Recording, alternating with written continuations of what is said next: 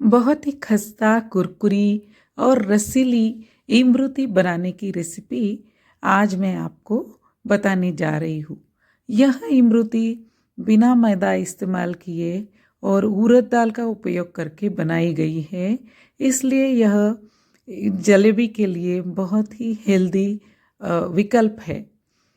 नमस्ते, cooking and arts में आपका हार्दिक स्वागत है। यह इमरती बनाने के लिए मैंने 2 कटोरी उड़द दाल अच्छी तरह से धो के 2-3 घंटे के लिए पानी में भिगो के रख दी है।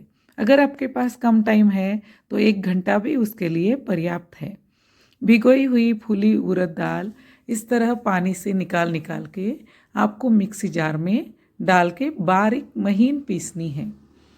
पीसने के वक्त उसमें आप थोड़ा सा पानी बीच बीच में डाल सकते हैं। बहुत ज़्यादा भी उसमें पानी नहीं डालना है, लेकिन ये इस तरह से मुलायम पेस्ट आपको बना लेनी है।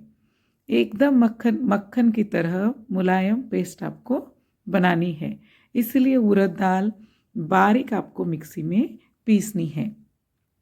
सारी दाल इस तरह आपको मिक्सी जार में डाल डाल के पीस लेनी है। पूरी दाल पीसने के बाद एक बड़े से कंटेनर में आपको निकालनी है और उसमें आप चाहिए तो इस तरह 1 चुटकी भर केसर का पाउडर, अगर केसर का पाउडर नहीं है तो केसरी रंग भी आप डाल सकते हैं। नहीं, अगर रंग भी नहीं है तो थोड़ी सी हल्दी भी आप उसमें डाल सकते हैं। इस तरह से आपको फेंट फेंट के यह मिश्रण बिल्कुल पूरी तरह से फ्लफी और हल्का बनाना है।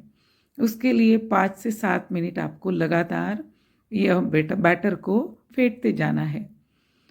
बैटर एक तरफ ढक के रख देना है।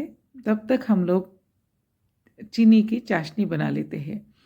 2 कटोरी मैंने दाल ली थी, उस प्रमाण के लिए हमें थोड़ी सी ज़्यादा यानी कि 2.5 कटोरी चीनी लेनी है। मैंने यह सल्फर फ्री चीनी ली है। आप कोई भी चीनी, इवन ब्राउन शुगर भी ले सकते हैं। और उसमें आपको 1.5 कटोरी पानी डालना है। यह चाशनी हमेशा की जलेबी की चाशनी के से थोड़ी गाढ़ी चाशनी बनती है, इसीलिए आपको 1.5 कटोरी पानी डाल के चाशनी बनाने के लिए गैस पे चढ़ा देना है। लगातार हिला के थोड़ा सा उबाल आने तक रखना है। उस वक्त मैंने उसमें चुटकी भर और यह केसर की पाउडर उसमें डाली है। केसर डालने से और उसका चाशनी का रंग बहुत अच्छी तरह से निखर के आता है। थोड़ी देर उबलने के बाद उंगली की सहायता से आपको इस तरह से चाशनी चेक करना है। आपको वह थोड़ी चिपचिपी लग रही है। एक तार की चाशनी से थोड़ी गाढ़ी चाशनी बनानी है। चाशनी जब पूरी तरह से बन जाए तब उसमें आपको आधा से थोड़ा कम नींबू निचोड़ के डाल देना है। फिर से मैंने यह दाल का बैटर थोड़ा सा फेंट लिया है।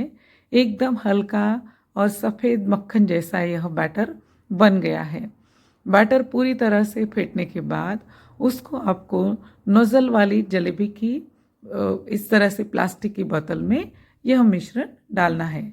आप कंसिस्टेंसी देख सकते हैं। जलेबी जितनी पतली यह कंसिस्टेंसी नहीं रहती है। इडली के बैटर के जैसे कंसिस्टेंसी आपको रखनी है। इस तरह से आपको थोड़ा ठोक ठोक के हवा निकाल के पूरा बैटर बॉटल में भर देना है और अच्छी तरह से हवा निकाल के जलेबी के लिए सामान रेडी करना है। इस तरह जाली नुमा एक टोकरी लेके मैंने बर्तन के ऊपर उसे रखा है ताकि एक्स्ट्रा का तेल जो है वो निकल जाए। एक चौड़े पैन में आपको तेल हल्का गरम करना है और इस तरह से इमरती आपको बनानी है। पहले एक गोल शेप बना लेना है और उसके बाजू में इस तरह से रिंग रिंग बनाते जाना है। यह आपको बाय प्रैक्टिस बहुत अच्छा शेप आप बना सकते हैं। आप नहीं तो जलेबी की शेप में भी बना सकते हैं, लेकिन इमरती का इस तरह से खास एक शेप रहता है। अच्छी तरह से तेल में उसको आपको कड़क क्रिस्पी तलना है। पहले आंच धीमी रखनी है। एक बार आपकी जलेबी का आकार आ जाए तब आपको गैस बड़ा करके अच्छी तरह से फ्राई करना है। फ्राई करने के बाद तेल निकाल के तुरंत यह आपको चीनी में चीनी के सिरप में डुबो देना है। ध्यान रहे उसको हवा कम से कम टाइम लगनी है ताकि वह चाशनी को अच्छी तरह से सोख ले। एक बार चाशनी को सोखने के बाद देखिए कितनी आपकी ट्रांसपेरेंट ऐसी जलेबी बन के तैयार है। इस तरह आप कोई भी नुकीली कड़ची के धार के ऊपर इस तरह निकाल के उसको निथारने के लिए रख देना है। बस आपकी जूसी क्रिस्पी क्रंची जलेबी तैयार है।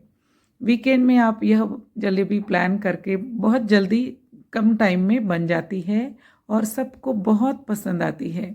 2-3 दिन यह अच्छे से क्रिस्पी बनी रहती है और पूरे परिवार में आप इसका 2-3 दिन के लिए लुत्फ़ ले सकते हैं। आपको यह अगर मेरी रेसिपी अच्छी लगी है तो please like it and share it with your near and dear ones. इसी तरह से अगर इंटरेस्टिंग लेकिन सिंपल तरीके से बनाई हुई रेसिपीज़ अगर पसंद है तो please like share and subscribe my channel cook win and